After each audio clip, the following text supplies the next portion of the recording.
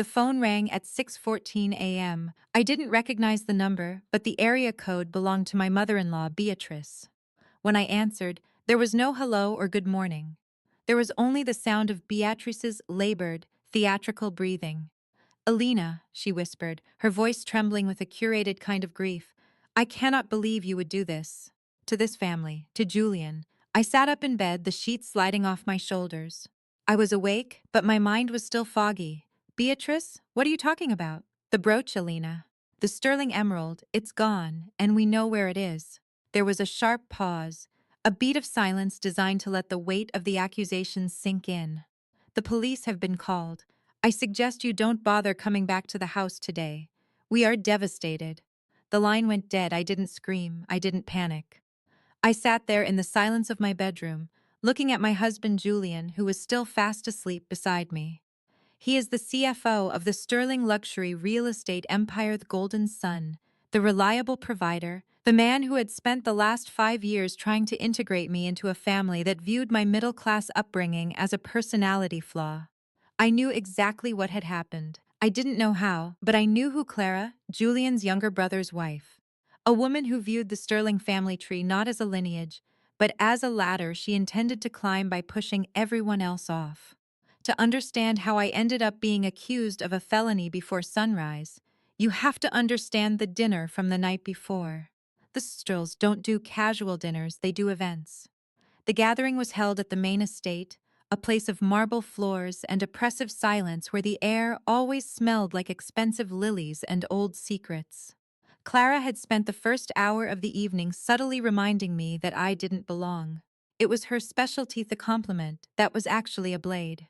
"Alina, I love how you just don't worry about the dress code," she had said, glancing at my tailored black mid-eye dress while she wore a vintage channel piece that probably cost more than my first car. "It's so brave to be so understated at a formal event."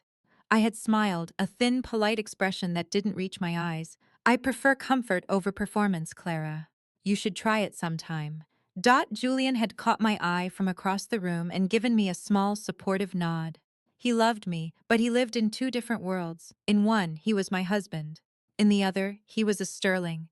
And being a Sterling meant prioritizing the family image above almost everything else. The atmosphere shifted around 9:30 p.m. We had moved from the dining room to the drawing room for coffee. Clara had suddenly let out a gasp that could have woken the dead. She had been standing near the antique display cabinet where Beatrice kept the family heirlooms. "Oh my God," Clara breathed, her hand flying to her chest. "It's gone. The emerald brooch is gone." The room went still. The sterling emerald wasn't just jewelry, it was a symbol of the family's status, a piece of history that Beatrice guarded like a dragon. Beatrice moved toward the cabinet, her face pale. "What do you mean gone?" "I just noticed it," Clara said, her voice rising in pitch. "The case is wide open. Someone has taken it." The search began immediately. It wasn't a polite search, it was an interrogation disguised as a concern for security. Beatrice insisted that no one leave the room until the piece was found.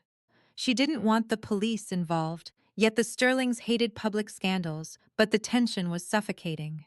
I watched Clara. She was playing the part of the distressed daughter-in-law perfectly. She was fluttering around, helping everyone search their coats and bags, her eyes darting around the room with a hunger I recognized.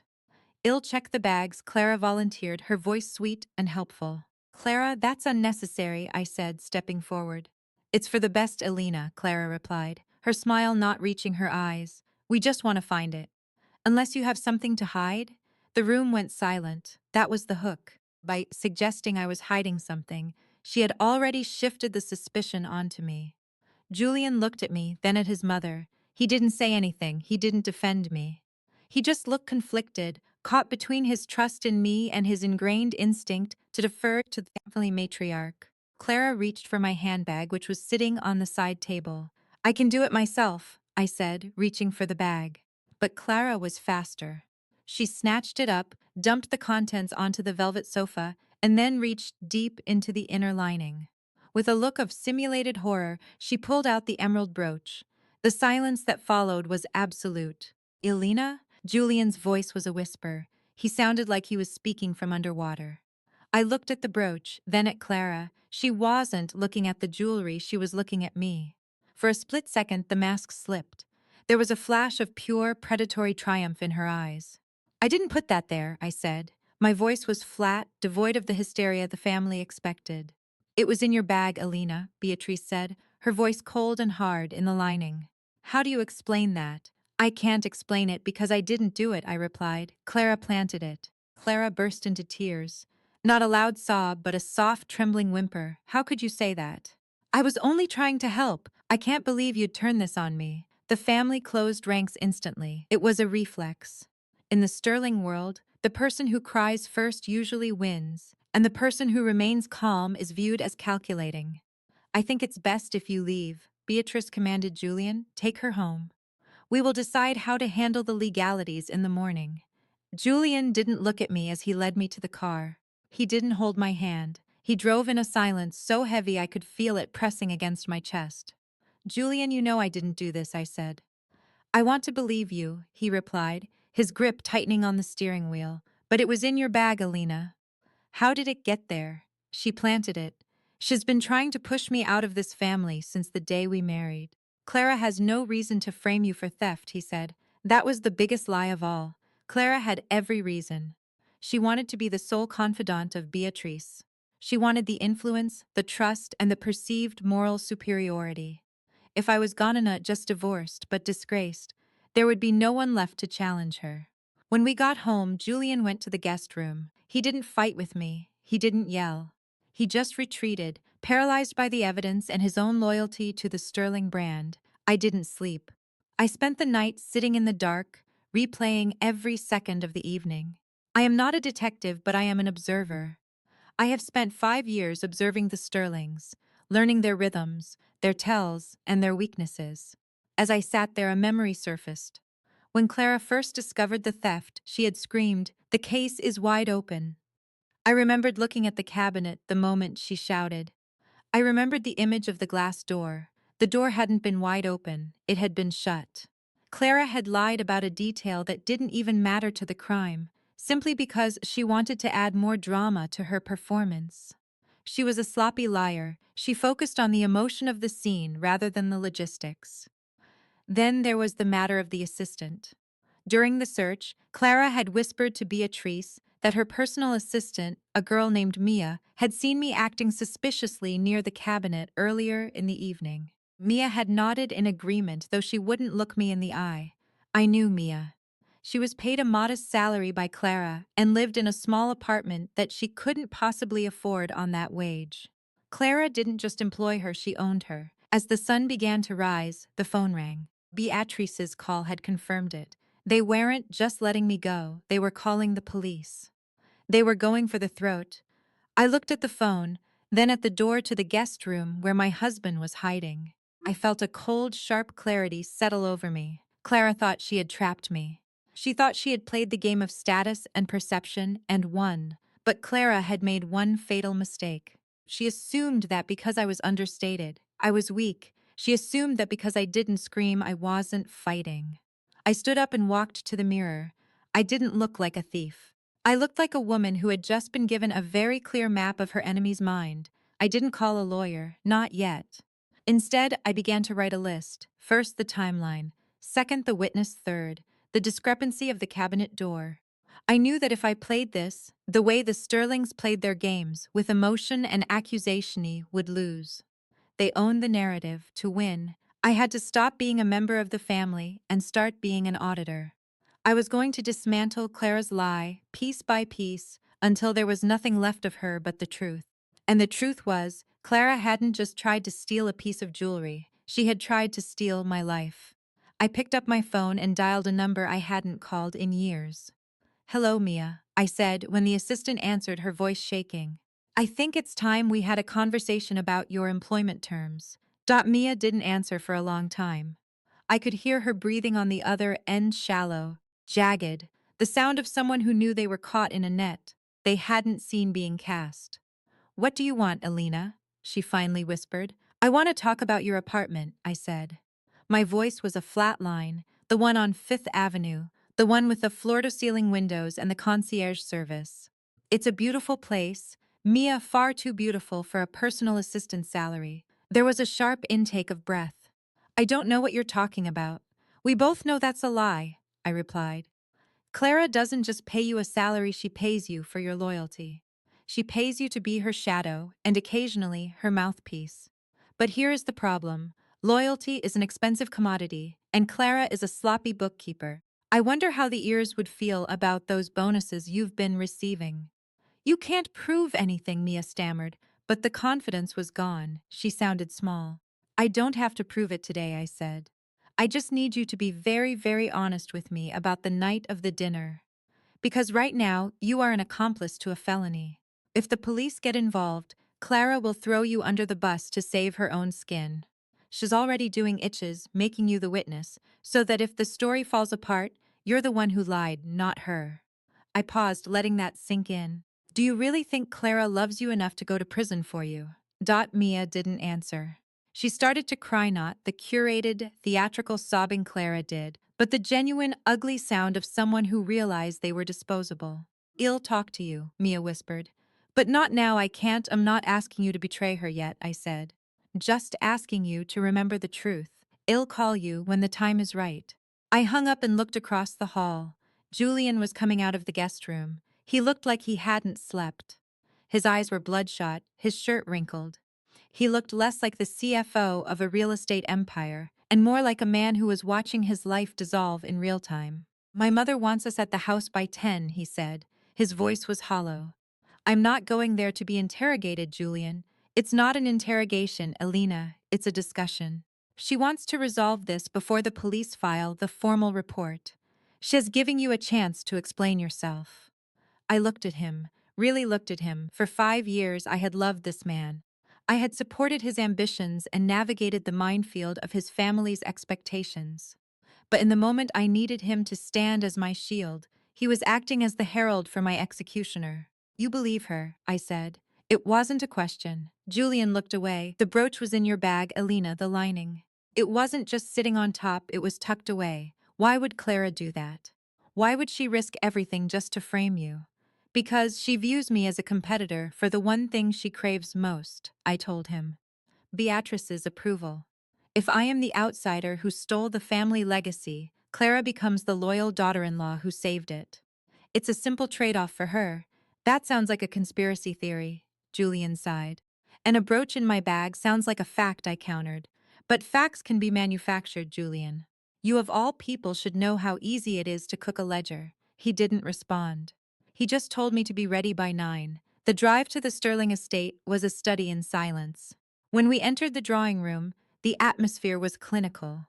Beatrice was seated in her high-backed velvet chair, looking like a judge in a courtroom. Clara was standing beside her, a handkerchief pressed to her eyes, the picture of fragile grief. Sit, Beatrice commanded. I didn't sit. I remained standing, my posture straight, my expression neutral. Elena, Beatrice began, her voice cold and precise. We are a family of integrity. The Sterling name is built on trust and reputation.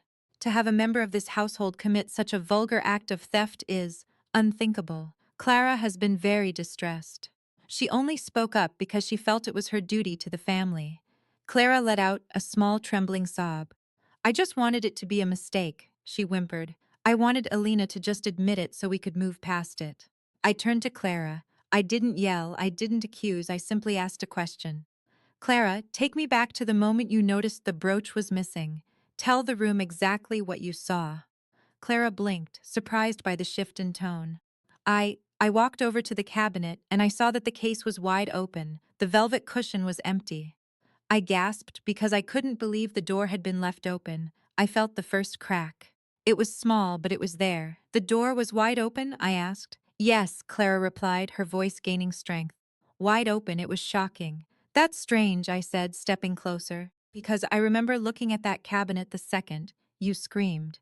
I remember the glass door being firmly shut. I remember thinking it was odd that you were screaming about an open door when the door was clearly closed. The room shifted. Beatrice frowned, looking from me to Clara. You're imagining things, Clara snapped, her voice losing its fragility. It was open. I saw it. Are you sure? I asked. Because if you're lying about the door, you're likely lying about the theft. And if you're lying about the theft, then planting that brooch in my bag becomes a very serious crime. Perjury, fraud, theft by deception. How dare you? Beatrice slammed her hand on the arm of the chair. You are standing in my home, accused of a crime, and you are attempting to deflect by questioning a detail about a door. Details are all that matter, Beatrice, I said, my voice remaining steady. In business, a single misplaced decimal point can ruin a company. In a lie, a single misplaced detail ruins the narrative. I turned my attention to Julian. He was watching me with a mixture of confusion and a growing reluctant curiosity. He knew I was an observer. He knew I didn't miss things. Where's Mia? I asked. Clara stiffened. Why does Mia matter? Because Mia is the only other person who claims to have seen me acting suspiciously near the cabinet, I said. I think it would be very helpful if Mia joined us. I have a few questions about the timeline of the evening. Mia is busy, Clara said quickly, too quickly. She has no reason to be here. On the contrary, I replied. I think she has every reason to be here. Unless, of course, her memory is as flexible as yours. Beatrice looked at Clara. The matriarch of the Sterling family didn't care about truth in a moral sense, but she cared deeply about competence.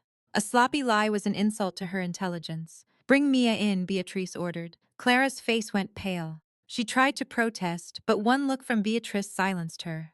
10 minutes later, Mia entered the room.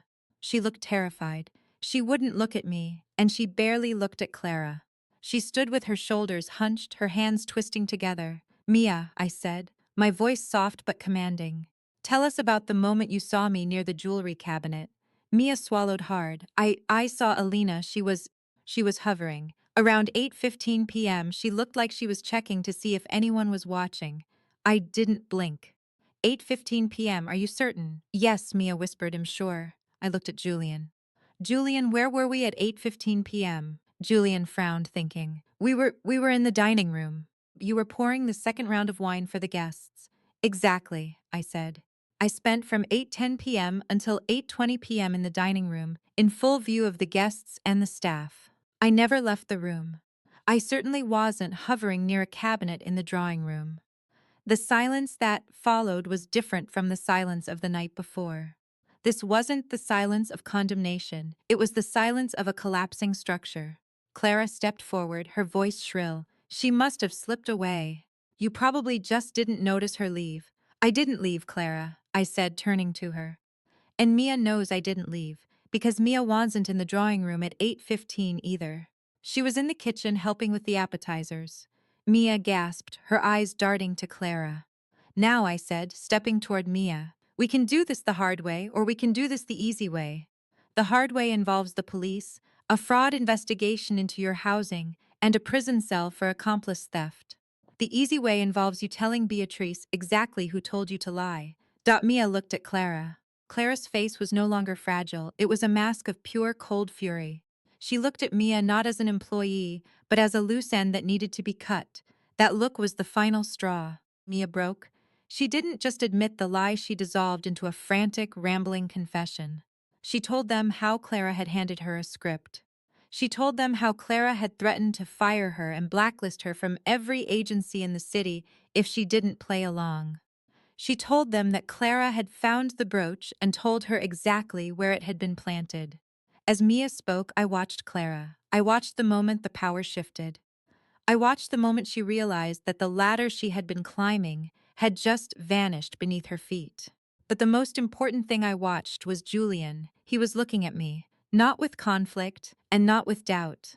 He was looking at me with a profound, jarring sense of realization. He had seen the understated wife dismantle a professional manipulator with nothing but a timeline and a few targeted questions. When Mia finished, the room was deathly quiet. Beatrice was staring at Clara. Her expression wasn't one of sadness or betrayal. It was a look of utter disgust.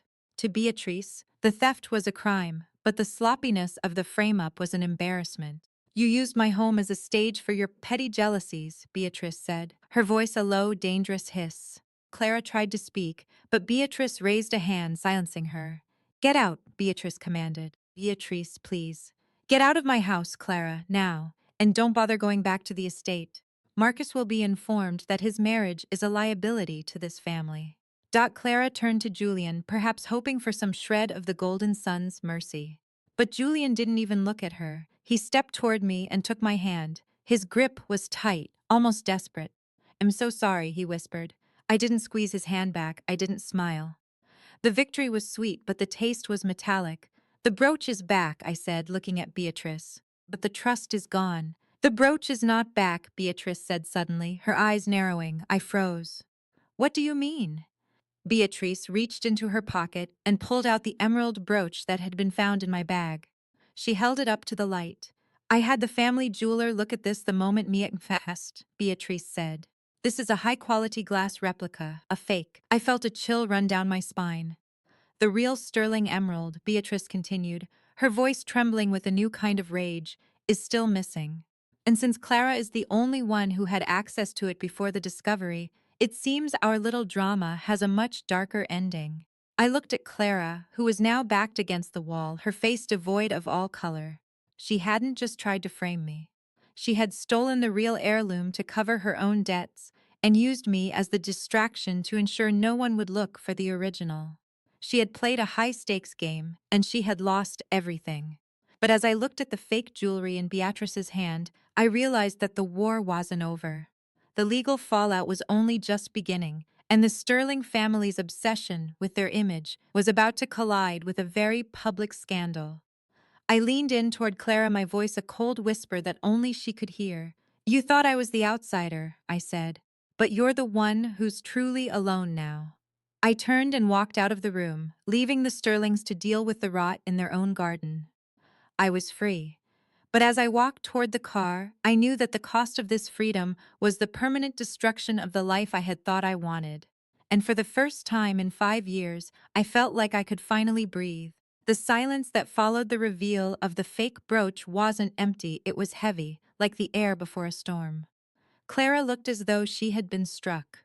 For a woman who lived for the spotlight, the sudden, blinding glare of the truth seemed to be physically painful. Beatrice didn't scream, she didn't throw a fit. She simply looked at Clara with a clinical detachment, as if she were examining a piece of spoiled fruit. "The real emerald is gone," Beatrice said, her voice barely above a whisper. "And you, Clara, have not only stolen from this house, but you have attempted to use my daughter-in-law as a shield for your incompetence. The theft is a crime, but the sloppiness of your frame-up is an insult." Clara finally found her voice. It wasn't the fragile whimper from before, it was a jagged, desperate sound. "Beatrice, I can explain. I was in trouble. I just needed a loan. I was going to put it back." "You were going to put back a glass replica," Beatrice interrupted. "You didn't just steal jewelry, you stole the sterling reputation. You made us look like fools in our own drawing room." Beatrice turned to the butler, who had been standing like a statue by the door. "Call the police. Not to report a theft, we already did that. Call them to report a recovery of fraudulent evidence and to file a formal complaint for theft and defamation against Clara." Clara's face shifted from shock to a mask of pure, cold fury. She looked at Marcus, Julian's brother, who had finally entered the room. Marcus looked devastated, his shoulders slumped, his eyes avoiding mine. He was a man who had spent his entire life avoiding conflict, and now he was married to the eye of the hurricane. "Marcus, tell them!" Clara shrieked. "Tell them I love this family. Tell them I would never." "Stop it, Clara," Marcus whispered. He didn't look at her. He looked at the floor. "Just stop." The police arrived 20 minutes later. The scene was surreal. The same officers who had been called to potentially arrest me were now cuffing Clara. She didn't go quietly. She fought, she cursed, and she screamed that I had manipulated Mia, that I was the real snake in the grass. I didn't say a word. I stood by the window, watching the rain begin to streak the glass, feeling a strange, hollow sense of victory. I had won the game, but the game had been played in a house built on secrets and curated images. I realized then that the Sterling brand wasn't just Clara's obsession, it was the air. Everyone in this family breathed. As the police led Clara out, she paused beside me. She didn't cry this time. She leaned in, her voice a low, venomous hiss. "You think you've won, Alina. You're still just the middle-class girl who doesn't fit in. Julian will always see you as the woman who almost went to prison. You'll never be one of us." I looked her in the eye. I didn't blink. "I don't want to be one of you, Clara." I'd rather be a stranger than a sterling. She was led away, and the house returned to its oppressive silence. Beatrice approached me. Her expression had softened, but only slightly. In her world, softened meant she was no longer actively trying to destroy you. Alina, she said. What happened was regrettable. Clara's actions were a deviation from the standards of this family. I expect that we can put this behind us for the sake of Julian and Marcus. I looked at her, the woman who had called me at 6 a.m. to tell me the family was devastated by my betrayal. She wasn't apologizing for the accusation. She was asking me to help her bury the scandal. I can't do that, Beatrice, I said. Beatrice's eyebrows arched. I'm sure we can reach an agreement. Perhaps a gesture of goodwill, a seat on the board of the foundation, a renovation of your home. You think this is about money, I replied, my voice calm and steady. It's about the fact that you believed a lie because it fit your narrative of me. You didn't want the truth, you wanted a convenient villain. I can't put that behind me because it's the first time I've seen this family clearly. I didn't wait for her response. I walked out of the drawing room and found Julian standing in the hallway. He looked broken. He was leaning against the wall, his head in his hands. When he saw me, he straightened up and stepped toward me, his eyes brimming with a desperation I had never seen in him before. Alina, he choked out. I don't even know how to begin to apologize. I stopped a few feet away from him. I didn't move to embrace him. Where do you even start, Julian? I was a coward, he said, his voice trembling. I wanted to believe you, but I was so afraid of the evidence. I was so used to the way my mother handles things, the way she decides who is right and who is wrong, that I let her do the thinking for me. I failed you. I failed as a husband. You didn't just fail me, I said. You chose the family brand over your wife. You watched me be accused of a felony, and your first instinct wasn't to protect me, but to wonder how the brooch got in my bag. You treated me like a suspect in my own marriage. Julian stepped closer, his hand reaching out, though he didn't touch me. I know.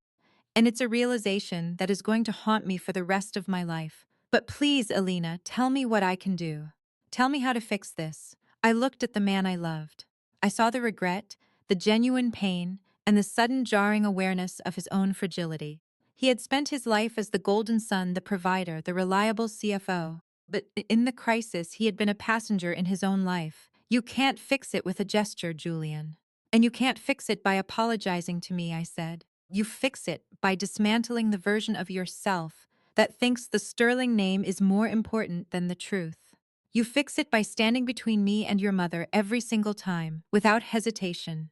I will, he vowed. I swear to you, I'll do whatever it takes. We left the estate together. For the first time in 5 years, the drive home wasn't filled with the pressure of trying to fit in. It was filled with a raw, honest silence. The fallout was swift and clinical. The real emerald was eventually recovered. Clara had hidden it in a safety deposit box shed, opened under a maiden name, intending to sell it once the heat died down. The legal charges for theft and fraud were upheld. Because the Sterling family valued their reputation above all else, Beatrice ensured that Clara was scrubbed from their lives entirely. She was exiled, her financial ties to the family severed, and her marriage to Marcus ended in a quiet, sterile divorce. As for Beatrice, she tried to maintain the facade. She sent flowers. She sent a handwritten note expressing her deepest regrets. I threw them both in the trash. A month later, Julian and I sat on our porch, watching the sunset. He had taken a leave of absence from the company to handle the legal cleanup and to spend time with me. He had stopped talking about the family image. He had started talking about us. I keep thinking about that moment in the drawing room, Julian said softly. When you started asking those questions about the timeline, I remember feeling this sudden surge of pride. I realized I had been living with a woman far stronger and smarter than I ever gave her credit for. I leaned my head on his shoulder. The trust wasn't fully restored. Trust is a mirror that, once broken, always shows a few cracks, but we were gluing the pieces back together, one honest conversation at a time. I didn't want to be strong, I admitted. I just wanted to be seen. I see you now, he whispered. I really see you. I closed my eyes, feeling the cool evening breeze. I had lost my relationship with my in-laws, and I had lost the illusion of the perfect high society life. But in exchange, I had gained something far more valuable, A husband who finally knew who I was, and a version of myself that no longer needed anyone's approval. Clara had spent years trying to make me feel small. She had tried to use my background, my modesty, and my silence as weapons against me. She thought she could erase my reputation to hide her own rot, but in the end she only succeeded in showing me exactly who I no longer have to fear.